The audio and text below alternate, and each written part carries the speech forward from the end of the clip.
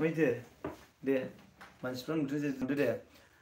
बिथाङा दिनैहाय गिटारिस्ट जादों. गिटारिस्ट आरोखि ना. एसे सोलोंनायदों आरो ना. दायो जोङो सिंगार गोदान दङ. दा बावैसो ओंखारसिगोन बिथांनि बे माबाया आरोखि ना. ओंखारना रिलिज जासिगोन आरो. ने माने दाबोनो शक दङ नालाय. जोंनाव फैदों आरो ना. फैनायजों लोगोसे बिथाङा गिटार दैफैबाय होनलाय दे आंथ' गिटार दामनो हाले दानिया मानो दामनो हाले होनला ओरैबायदि जाबाय आरोखि ना नैबे आखाइया साजोबनो सिल्ला गुगाखांबाय आंबो मैया दाउसिन सावजानाया लहा दामदो दे नुवाखै दे मा जादों लागाव दे कमेन्ट खालामदो लोगोफोर मा गान खननांगौ ना माथो एसे खस्थ'बो मोनबाय नै दयनियावहाय लाइक खालामदो शेयार खालामदो दायो जोङो एसे सारिगामा फादानि सा नायखौ होनायसै आरोखि आयो सानि दा फागा मारे सा सागापानि सा सानि फागा सा नायना आया सारि गारे सा गारे गारे सा आयो दे दरे पासला थिदो मावदो जों एसे इन्जय लादों आरोना बिथाङा दायो रानि खाथा फारसे थांगोन जाहैदों जोंनि एसके बड' ब्लग बिथाङा माने माबा प्रग्राम दं जाहैदों बेनिखायनो प्रग्रामथ' नङा एक्चुअली माने आंखौ लिंहरबाय थादों दाबसे जायगायावहाय बेंगालरावहाय खामानि मावनो थाहैदोंमोन आरोखि ना खमैनो ओरैनो 15-16 बोसोरसो जानाय होनदों दा बियो गोमानानै दङ आरोखि दा बिमा गाबगासिनो दङ दा आंखौहाय एसे नोंथांनि चेनेलनि दारैहाय हगारनो थाखायहाय फैदो होननानै आंखौ खावलायबाय थानाय हिसाबै आं फैदों दा नैबे ब्रादारनाव थाथ'दों आरोखि आं दा एसे गावनि फुरा लामाजोंना आंनिथ' नुवा फन खालामबाय बिथां आंबो ओंखारखाबायमोन थेवबो फैदे आं ओंखारथ'वाखै होननानै खिन्थु एसे गोजानाव मोनला नेलेमोन आंखौ गावनिबो दस्रा दे एसे खनना हरनायसै गानफोरखौ माथो दामोलाय रोंखाया होमब्लाबो लगायलायदो आरोखि बोहैजेनबा लागाव दे yes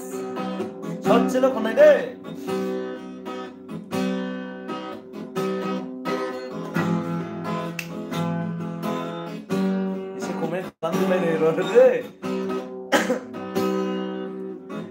बोहैजेनबा आंनि मेगननि मोदै खामग्लियोबा आंनि बिखानि दाहार देरा बोहैजेनबा आंनि मेगननि मोदै खामग्लियोबा आंनि गोसोनि दाहार नोंखौनो गोसोखाङै खाङै नोंखौनो हास्थायै नोंखौनो गोसोखाङै खाङै नोंखौनो हास्थायै अनजालि नों आंनि लागाव एसे स्राय होबाय आरो बिथांखौ लोगो मोननानै समा बायदि नांदों एसे गाराङाथ' दाउखा गारां गाबनाया बेबायदिखा ओमफ्राय आखायाबो एसे आंनि गिटारा नारसिननो हायाखै मैया दाउसिन सावजानाया लहा गुगोन माबायदि नांदों जिखुनु कमेन्टखौसो नायस्लाबलाय लांसै आयै आदै हिनजाव सेलायग्रा आयै मा जाखोलै गोजोन्थों ब्रमोन जों दाउ कमेडि अफिसियेल बिदिलाय समाव हिनजावबो सोलायलायो ओमफ्राय माबा खनबावनांगौ नामा एसे रमान्टिक खननांगौनि दे माथो मेथाइखौ लगायनाय मा मेथाइ दे आन्दायोलै बिदिनो एसे एरदो दे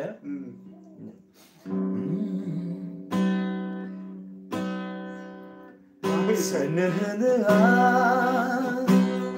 बे आंनि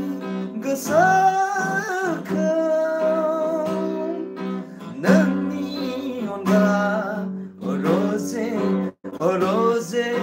गैया आंहा जिउआव नोंनि अनगा जाया जानाय नङा लोगोफोर मेथाइखौ बायहार गैयाला बायहार गैया ओरैनोसो सुजुब्रबायमोन माबायाबो मय बाद्रलाय लाङो आरोना दामनायाबो जालाय लाङो आरोखि माने मेथाइ दामग्रायाबो मेथाइखौ रोंजोबखानांगौ नङाबा खना बयबासो थांलाय लाङो बुंनो हायासै होननायखौ दे दे लागाव दे लागावग्रो दे बुंनो हायासै आरोबाव बे समावबो बुंनो हायासै आरोबाव बे समावबो आं नोंखौ मोजां मोनो सानफ्रोमबो नेबाय थायोमोन जायाखिसैलै बेकार जलाबायनाय नोंनि गोदै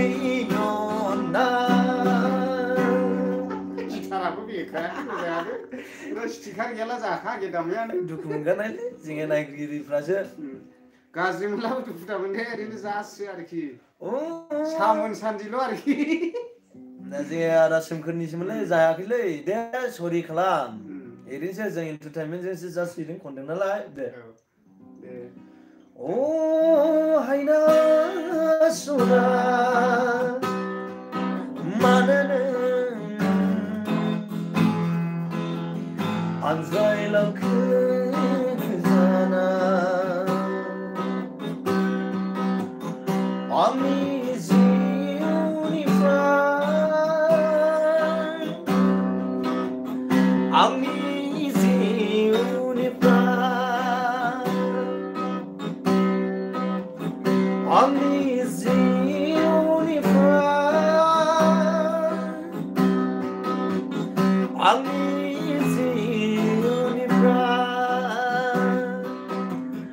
फोथाय खेबस' नोंनि रादाया आस'खान्दा खालामलांबाय फोथाय खेबस' नोंनि रादाया आस'खान्दा खालामलांबाय जों सानैनि रानाय रादाया बेलेग जाबाय एसे कमेन्ट फरायनि कविता हेल' सार गुड मर्निं मर्निं आं एसके बड' ब्लगनि अनार नङा दै खिन्थु थेवबो कमेन्टखौ नुनायखाय मर्निं हरबाय वाव नाइस एसपि बड' girls wow nice thank you दे साफ्रोमबो नायग्राफोरनिसिम गोजोननाय थाबाय ओमफ्राय दायो जोङो साहा लोंग्रोनायसै जोङो नै आलासिसो जाफैदोंमोन नालाय सिस्टार मोनावहाय एसे सिस्टार मोनाव दङ जों नै एसे नुबाय दा वान्डारफुल नो आरोखि ना बिदिखौ दायो जोङो साहा लोंग्रोना लासिगोन जोङो एसे मा दंमोन नायदो आं देखायनायसै जाग्राफोरखौ नुदोंना नुवाखै मोनसे केमेराया बोरैथो ओइलाय नुसिगोना बेलाय ओरै थाबाय बोरैथो नुबाय नै र' आं देखायनायसै आयै गाबाय नै बे केमेरा जायोना जाया एसे जाग्रोनायसै जोङो दाउदैयै मायै लाल सायै हाइजेङै सा गरम मस्लायै होनाय वाइ सार जोंहानिथिंजोंबो बेरायनो फैफिनगोन नामा सार नै थाङोना थाङानो नोंखौ बुंहरदों नै उनाव थांनायनो थारमाने आं दाबसे जायगायावसो ओंखारदों नालाय ओइ कैसा लगा मेरा मजाक होननायानो जानायसै दिनै एसके बड' ब्लगनि चेनेलाव नुजानाय जाबाय ना आरो जायफोरा ना बुंहरनायसै आंनिबो सथ' मथ' फिसा चेनेल दं आरोना लोगोफोर लकेल एसपि ब्लग होनो आरोना लकेल एसपि ब्लग फिसा चेनेल दङ नोंथांमोनाबो आंनि चेनेलाव थांनानै एसे भिजिट खालामहैदो भिउसबो जाया मुंबो जाया थेवबो मेम'रि हिसाबै आपल'ड खालामथाबबायो जेरावखि थाङा मानो नोंथांमोननो एसेलाबो माने लकेसनफोरखौ माखासे भिउ जायगाफोरखौ देखायनो थाखाय आरोना लोगोफोर स' गोजोननाय थाबाय एसके बड' ब्लग बिथांनिसिमबो बिथांनि चेनेलाव लाइभ फैफानो मोननायखाय दायो जोङो माखासे जाग्रा खायद'फोरखौ जाना लाग्रोसिगोन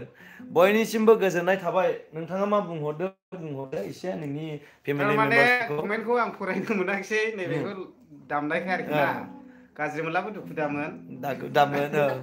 आं दाबसे जायगायावसो फैदों ओमफ्राय टाइम जाथ'यैखाय नैबे ब्रादारनाव थाबथानाय जादों आरोना